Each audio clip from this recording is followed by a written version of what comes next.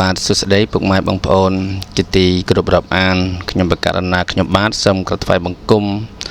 ប្រគុណម្ចាស់គ្រប់ព្រះអង្គតាមឋានានុក្រមនិងសូមគោរពលោកយាយលោកតាបងប្អូនពូមិញទាំងអស់ដែលស្ថិតនៅក្នុងប្រទេសនិងក្រៅប្រទេសដោយសេចក្តីគោរពរាប់អានពីខ្ញុំបាទនៅក្នុងវេលាឱកាសពេលនេះខ្ញុំបកករណាខ្ញុំបាទសូមឱកាសដើម្បីលើកយកនៅតម្រាប្រចាំថ្ងៃរិស័យសម្រាប់អ្នកដែលកើតតាមថ្ងៃនីមួយៗមិនគិតឆ្នាំទេបាទថាឆ្នាំណាក៏បានដែរតែសំដៅទៅលើថ្ងៃអញ្ចឹងអ្នកដែលកើតតាមថ្ងៃនីមួយៗសូមសម្ដាប់ដូចតទៅបាទនៅក្នុងវេលាឱកាសពេលនេះខ្ញុំបាទសូមលើកយកនៅថ្ងៃប្រហ័សមនុស្សប្រុសស្រីណាដែលកើតថ្ងៃប្រហ័សជាមនុស្សមានបញ្ញាច្រើនចរចារៀបសារយល់កិច្ចការរបស់អ្នកប្រាជ្ញមានចិត្តអង្អាចស្ដីនិយាយតិចបានមិនសូវចេះនិយាយច្រើនទេតែនិយាយតិចតែនិយាយបានផលប្រយោជន៍បើធ្វើរាជការច្រើនបានជាទីគប់នៃអ្នកផងធ្វើការងាររាជការមន្ត្រីរាជការឬក៏និយាយទៅឲ្យតែជួខាងរដ្ឋមិនមែនថាតន្តែអ្នកទៅចិត្តស្ដាច់ចិត្តអីទេ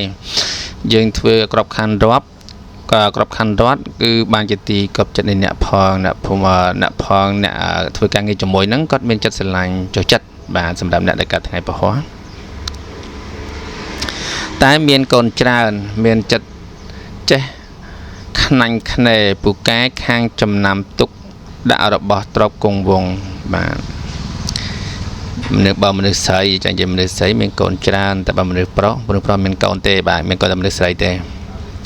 ហើយចេះងងក់ចេះធ្វើគួរឲ្យខ្នាញ់ហើយពូកែទុកដាក់នៅទ្រព្យរបស់នោះមិនងាយបាត់បង់ទៅណាទេទុកដាក់គង់វង្សទុកដាក់ទ្រព្យសម្បត្តិផ្ទាល់ខ្លួនមិនបានចិត្តដិតស្រួលបើផ្ញើទុកឲ្យគេល្អជាងឪពុកនិងម្ដាយ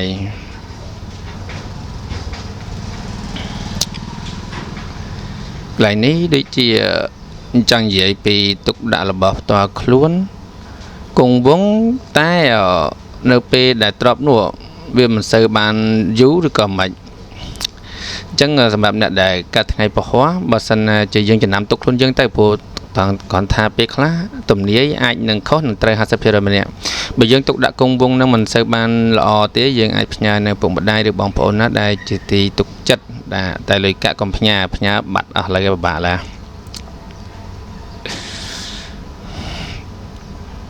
មនុស្សកាត់ថ្ងៃប្រហ័សនេះឪពុកធ្វើការកិរិយាមុនម្ដាយបុគ្គលពួកនេះមានភោគទ្រព្យច្រើនពេញចិត្តទៅក្នុងផ្លូវលបែងផ្សេងបាទយើងដឹងហើយគួរជៀសវាងខ្លះទៅកុំប្រព្រឹត្តរឿងលបែងស៊ីសងវាមិនល្អទេសម្រាប់ប្រជាពលរដ្ឋខ្មែរយើងជាពិសេសចូលចិត្តខាងលេងលបែងភ្នាល់ចំពោះការភ្នាល់ដោយកម្លាំងនិងកម្លាំងពាក្យបាទថាប្រើកម្លាំងផងប្រើបញ្ញាផងពាក្យពេចន៍វោហានិយាយចរចាឬក៏ប្រកួតប្រជែងដោយកម្លាំងក៏បានប្រកួតប្រជែងដោយបញ្ញាក៏បាន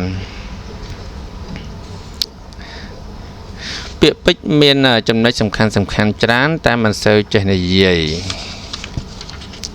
ប្រសិនបើហាមមាត់និយាយមានទំនាក់ទំនងគួរចង់ស្ដាប់អ្នកផងចាប់អារម្មណ៍ច្រើនតាមបបបទរបស់មនុស្សកើតថ្ងៃប្រហ័សនេះប្រសិនណាសម្ដីខាងវិតមុនបាទរៀនខាងវិតមុនវិជាការខាងសិលនឹងបានទៅជាមនុស្សមានប្រសិទ្ធភាពហើយអង្គអាចផងបាទនៅកើតថ្ងៃប្រហ័សហ្នឹងទៅធ្វើគ្រូទាយទៅល្អមិនចាំធ្វើកាយទេព្រោះអាចនឹងមានគេតាមថាសាហើយមាត់ហ្នឹងនិយាយទៅគេជឿច្រើនហើយយើងនិយាយជាការពិតច្រើនអញ្ចឹងអាចទៅគ្រូទាយបានប្រើមុនវិជាការសិលអីចឹងទៅថាបើមានសក្តីថ្នាក់នឹងអ្នកណាគេអាចជៀសវាងពីអ្នកនោះរកទីបំផុតគ្មានចឹងនិយាយថាកន្លែងហ្នឹងបើសិនណាជាយើងខឹងអ្នកណាម្នាក់ឬក៏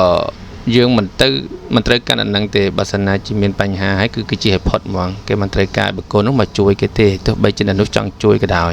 អញ្ចឹងមនុស្សថ្ងៃពហុមានចិត្តអង្អាចមកចត់និយាយស្ដីតិចចិត្តក្លាហានតែក៏ងប់នឹងលបែងច្រើនពេកបុគ្គលចម្ពុកនេះគួរប្រើចិញ្ចៀនមង្គលត្បូងរត់រជីពណ៌ស្រគាំ បុត្រសារខំបាទអានេះភាសាថៃបុត្រសារខំបស្រគំត្បូងរត់រជីអានឹងតសួរអ្នកឆ្នៃត្បូងហើយនឹងសម្លៀកបំពាក់អាវពណ៌លឿងចាស់ទើបសម្មៀតតែជានុភាពបានប្រឆាំងបាទយើងចឹងយើងសម្លៀកបំពាក់របស់យើងពាក់ពណ៌រៀងលឿងចាស់បន្តិចសម្រាប់អ្នកកើតថ្ងៃពហុបាទអ្នកកើតថ្ងៃពហុគឺមានតែប៉ុណ្្នឹងឯងបើសិនណាជាយើងស្ទង់ស្ទាបហើយនឹងគិតមើលទៅថាតចរិតយើងវាត្រូវប្រមាណភាគរយព្រោះថាក្បួនអាចនឹងត្រូវខ្លះខុសខ្លះតែអ្វីសំខាន់គឺចិត្តរបស់យើងទេបើសិនណាជាយើងដឹងហើយយើងថាត្រូវកន្លែងហ្នឹងតែដល់ពេលកន្លែងផ្សេងទៀតវាអាចខុសអាហ្នឹងយើងកែមកឧបមាថាដូចកន្លែងលេងល្បែងនេះអីយើងអត់ចេះលេងអីទេតែបើយើងលេងមែនអញ្ចឹងយើងកែពីល្បែងហ្នឹងយើងមករកស៊ីឬខំប្រព្រឹត្តអំពើអ្វីមួយដែលជាផលប្រយោជន៍វិញយើងកុំងប់នឹងល្បែងបាទល្បែងតែងតែវិនិច្ឆ័យល្បែងតែងតែរេម្ដងគេបាទមានម្ដងយើងណាល្បែងតែងតែប្រកាន់បើគេថាក្តាន់យើងថាខ្លាយើងចង់ស៊ីគេរហូតតែចុងក្រោយគេស៊ីវិញអស់អញ្ចឹងវាទៅមកអញ្ចឹងវាអត់មានអ្នកណាមួយដែលមានរសារល្បែងទេបើសិនណាយើងដឹងដូច្នេះហើយយើងគួរតែជិះវិញទៅបាទអរគុណច្រើនសម្រាប់ការតាមដានទស្សនានៅវីដេអូប្រចាំថ្ងៃរបស់ខ្ញុំបាទជូនពរពុកម៉ែបងប្អូនជួបជុំគ្រួសារមេដាបេដាស្វាមីភរិយាពុជពងវងត្រកមួយមិត្តចិត្តឆ្ងាយសម្បត្តិទាំងឡាយ3ប្រការមនុស្សទេវតាព្រះនិព្វានបើលោកអ្នកប្រាថ្នាយ៉ាងណាសូមបានសម្រេចដោយសេចក្តីប្រាថ្នាសូមអរគុណសូមជម្រាបលា